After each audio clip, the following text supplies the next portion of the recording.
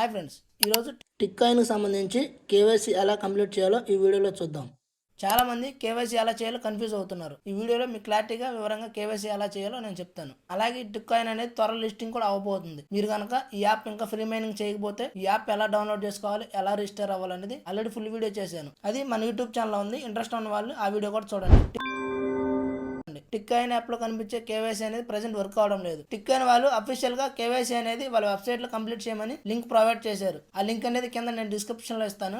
ఆ లింక్ ద్వారా మీరు కేవైసీ కంప్లీట్ చేయొచ్చు. కేవైసీ అనేది 5 స్టెప్లు కంప్లీట్ చేయాలి. ఎలాంటి ఇబ్బంది లేకుండా కేవైసీ అనేది చాలా స్మూత్ గా అవుతుంది. అందరూ జాగ్రత్తగా ఈ కేవైసీని కంప్లీట్ చేయండి. కేవైసీ ప్రాసెస్ లో వెళ్లే ముందు మీరు ఛానల్ కొత్తగా వచ్చినట్టు ఛానల్ సబ్స్క్రైబ్ చేసుకుని వీడియోకి లైక్ చేయండి.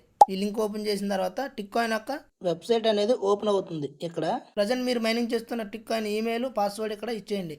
నెక్స్ట్ సైన్ ఇన్ సెలెక్ట్ చేసుకోండి.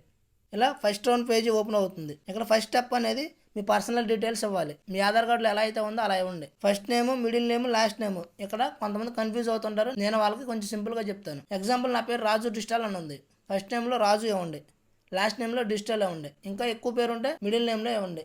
Next date of birth. మీ ఆధార్ కార్డులో ఉన్న డేట్ ఆఫ్ బర్త్ ఇవ్వండి. మీ జెండర్ సెలెక్ట్ చేసుకోండి, మీరు మేలా ఫీమేలా అని. తర్వాత ఫోన్ నెంబర్ ఇవ్వండి. నేషనాలిటీ ఇండియన్ సెలెక్ట్ చేసుకోండి. కంట్రీ ఆఫ్ బర్త్ను కూడా ఇండియన్ సెలెక్ట్ చేసుకోండి. తర్వాత నెక్స్ట్ సెలెక్ట్ చేసుకోండి. సెకండ్ రౌండ్లోకి వెళ్తుంది. ఇక్కడ మీ అడ్రస్ ఇవ్వాలి. మీ ఆధార్ కార్డులో ఉన్న అడ్రస్ని ఇక్కడ ఎంటర్ చేయండి. మీ హౌస్ నెంబర్, పోస్టల్ కోడ్ అంటే పిన్ కోడ్, మీ సిటీ, మీ స్టేట్, మీ కంట్రీ. నెక్స్ట్ సెలెక్ట్ చేసుకోండి. తర్వాత థర్డ్ స్టెప్లో డాక్యుమెంట్ అనేది సబ్మిట్ చేయాలి. డాక్యుమెంట్ టైపు నేషనల్ ఐడిని సెలెక్ట్ చేసుకోండి.